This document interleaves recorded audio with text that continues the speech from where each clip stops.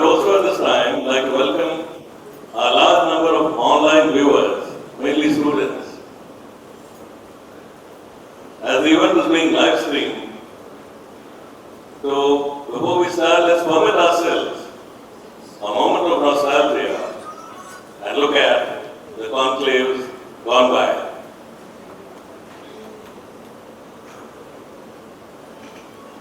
First ever Wellness Icon Award. Challenge करता हूँ आप में से कोई मेरे साथ आओगे. The one stumbling block becomes the choice, the hard choice that she has to make. Of the Kargil War. In 1998, just a year before the Kargil War, our unit, the 2nd Battalion of 8th Gurkha Rifles, completed our 2 years in the Kashmir Valley in Kupwara, January 1999. Of her well-being, from the success or failure of an operation to the security of our country and countless Indians. I know there are a lot of questions as to how the armed forces remain so fit and so ready for war. So I think I'll cover a bit about that. Most of you present here already know that the Defence Forces operates in very demanding physical and psychological environments and circumstances. They have to be in the best of health, but also need cognitive and emotional resilience to excel at their job. They have to be agile and in a constant state of readiness for war. It means an integrated approach to healthcare at every level has to be adopted. One aspect of preventive healthcare, which every soldier within the organization takes very seriously, the battle physical efficiency test and the physical proficiency test are conducted quarterly, and the results are included in the annual confidential reports. The BPT requires participants to run 5 kilometers, sprint 60 meters, climb a horizontal rope, climb a vertical rope, and cross a 9-foot ditch in the time allotted, depending on one's age. The physical proficiency test includes a 2.4 kilometer run, a 5 kilometer shuttle, push-ups, chin-ups, sit-ups, and a 100-meter sprint. You can see the level of fitness that a person is required to have. This level of fitness doesn't come overnight. It comes from constant discipline, practice, and dedication. The soldier's body is conditioned periodically to endure the hardships of war. I firmly believe, though, that the main source of the Indian soldier's mental and emotional resilience comes from within. From the community of soldiers around him and the camaraderie they share. In the Indian Army, the unit is a soldier's first home. With a strong leader and with each other's support, they feel they can conquer any adversity, and in this lies the greatest strength. This year's conclave would not have been possible without the careful planning and orchestration led by former Northern Army Commander, the Vice Chief of the Army Staff, Lieutenant General Ved an independent director of the Radiant Group today. I take this opportunity to thank him for his efforts.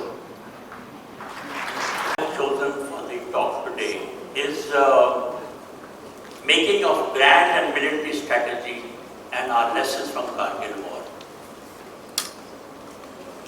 While I had a major role in shaping military strategy, but my role in making of grand strategy was absolute minimal. I have to say that. And why it was so minimal and the disadvantages of that also I will mention a little later.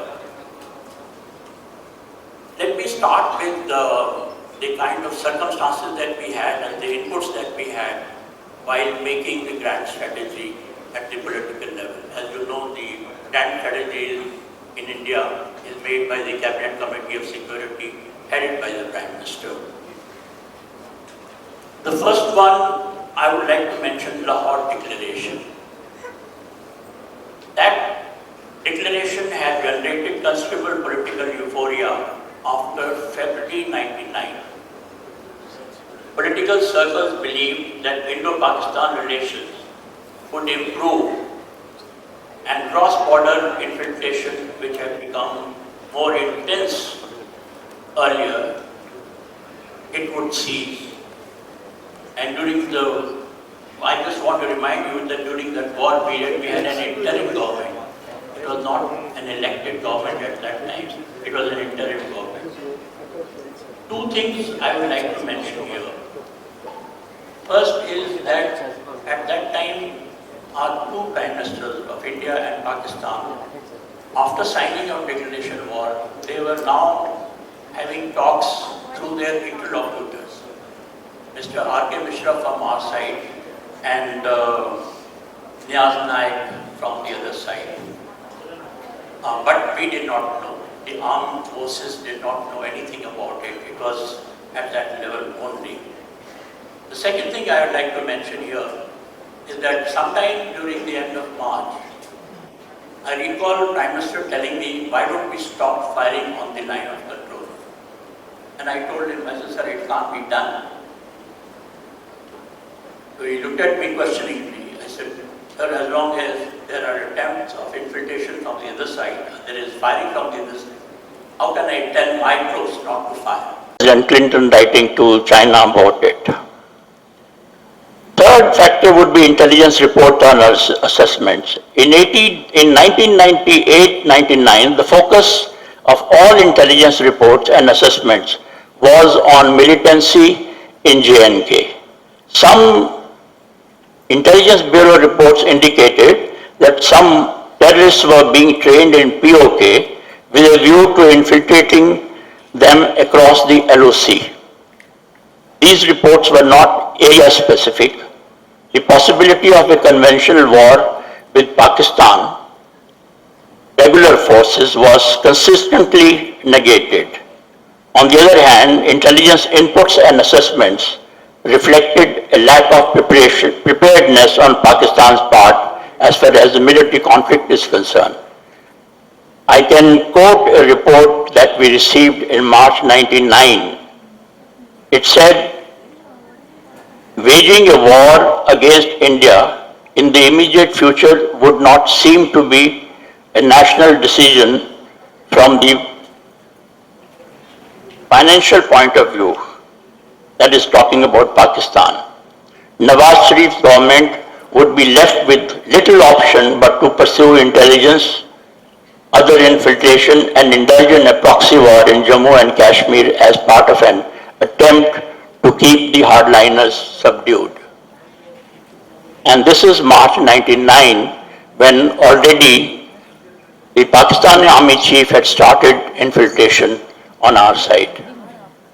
In fact, the first report from intelligence agencies which came to us talking about preparation for a conventional war on the other side was on 14th June 99, and by that time we were already into Operation Vijay for a number of days.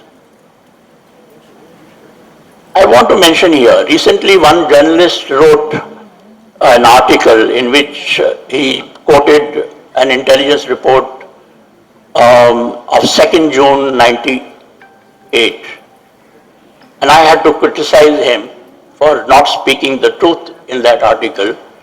The reason is, I said firstly, Pervez Musharraf took over the Pakistan army only in October 98.